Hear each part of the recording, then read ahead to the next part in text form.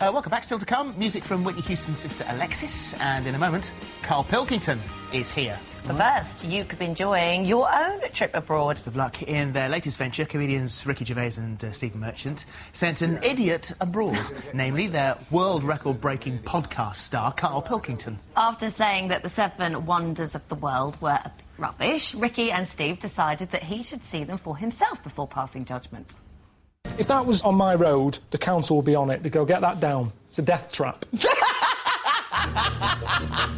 Karl Pilkington. It's like a pylon. I don't know the politically correct term. Moron, I think. He is a round, empty-headed, chimp-like, mank moron. Buffoon, idiot. Is that normal? And he's a friend. We've often described him as being like some kind of real-life Homer Simpson. Homer is small-minded, petty, but at his core, a good person. And lovable. Absolutely lovable.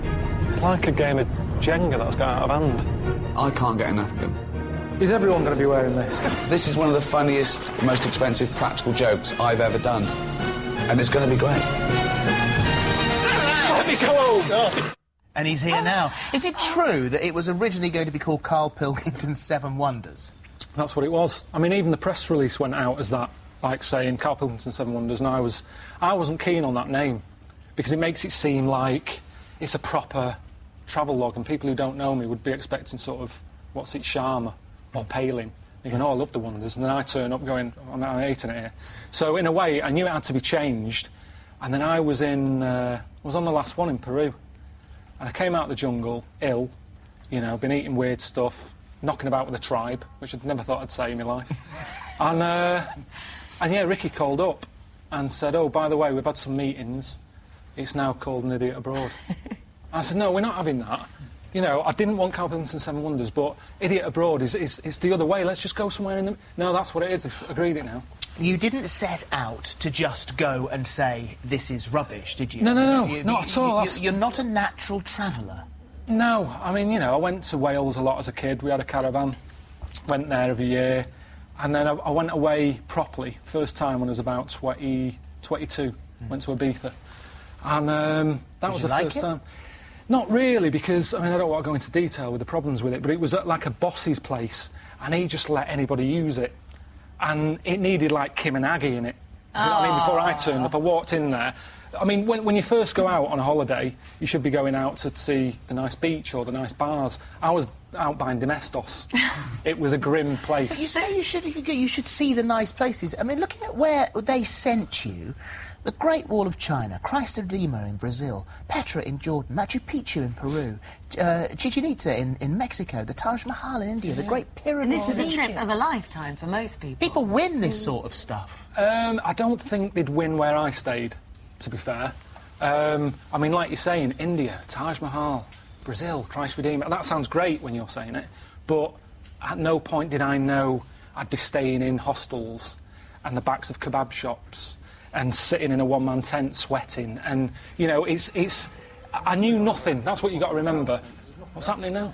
We're just playing a little... Right. They're not seeing that, oh? Yeah, they're seeing that, yeah. All right, yeah, there's me there, just snipping into a... This is in China, isn't it? And you particularly didn't enjoy China. It's just a mad place. I've never experienced anything like it. The food you weren't too keen on. Food is anything. I mean, it's kind of... there's no reason for anyone to go hungry in China. Did you have some strange frog dish? Toad. This was toad. Toad. And they prepared it in a slightly unusual way, didn't they? Well, they sort of had it in a carrier bag, bashed it on the head and cooked it. I mean, I don't know if that's how you do your cooking stuff on it, I'll see you later. But, I mean, the problem was, before I went to China, I sort of said, I don't want to go and experience new things that I won't find useful to me. If I go to China, get a taste for toad, then I come back, where do you get toad from in London? So it's almost pointless experiencing these things that are no use to you. And that's what I was saying, and that's why Ricky and Steve obviously sorted out a bit of toad for me. Well, because they were back home organising it as you went, weren't they? And so they sent you to the Great Wall of China, one of the wonders of the modern world. You can see it from outer space, and you say, nah, it's the OK Wall of China. Because it's built up so much. That's the problem with the wonders. People expect you to go along and go, that is amazing. It's took my breath away. No, it hasn't. It took my breath away in Mexico because there's lack of oxygen there. That's the only time, because of the altitude. That's when I was breathless. But did they fire fireworks at you? Fireworks in Mexico, did a bit of wrestling. I mean, I've been through a lot, and like you say, everything was a surprise.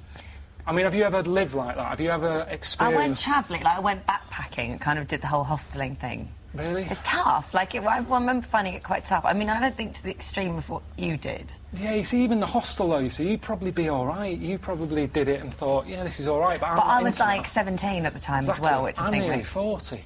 I shouldn't be doing this. Why It was did you underpants do on the it end of my bed. then? Because, to be honest, I didn't know what I was letting myself in for. It was my girlfriend's fault. She sort of said, you'll love it. It's a once-in-a-lifetime trip, which is true. I'm not doing it again. Yeah. That's Suzanne, yeah. She sort of said, you'll never go to India. You'll never go to China. So you should go. But at that point, I thought I was going to be treated like a pagan. What did you love? Was there anything that you loved when you were there? Thinking, this has made it all worthwhile? Not really. I mean, I had a night in a cave. That was a really nice night. And that's weird, isn't it, saying that to you? Not a 5-star hotel or anything. There was none of that. It was a cave with, like, a caveman. I had some chicken and a drink. Sun was going down, and I thought, this suits me down to the ground.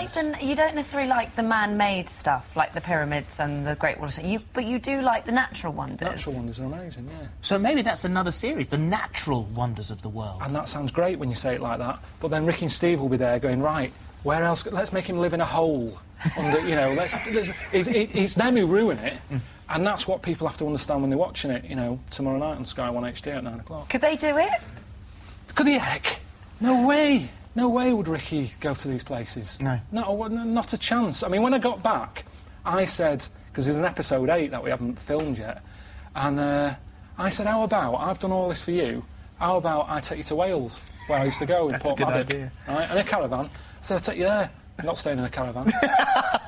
Thank you. It's on Sky. Don't miss it, and thank you very much. It's all right, there's a book as well, if you can just give that a Show word. the book after the break. All right. Joe. We were hurtling towards the news, so didn't have a chance to show Karl's book.